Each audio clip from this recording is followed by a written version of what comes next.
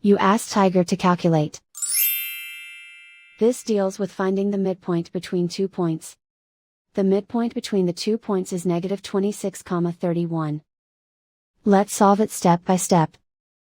Plot the 2 points and calculate the midpoint using the formula. The coordinates of point 1 are, x1 equals negative 32, y1 equals negative 31. The coordinates of point 2 are, x2 equals negative 20, y2 equals 93. PM represents the midpoint of the 2 points.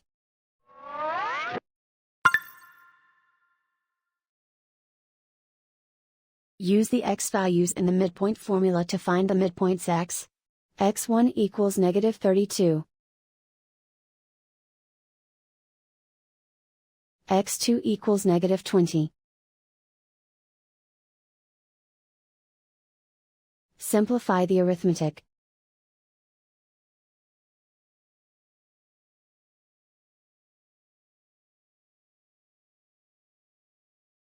Use the y values in the midpoint formula to find the midpoints y.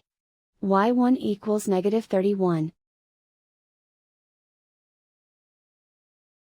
y2 equals 93. Simplify the arithmetic.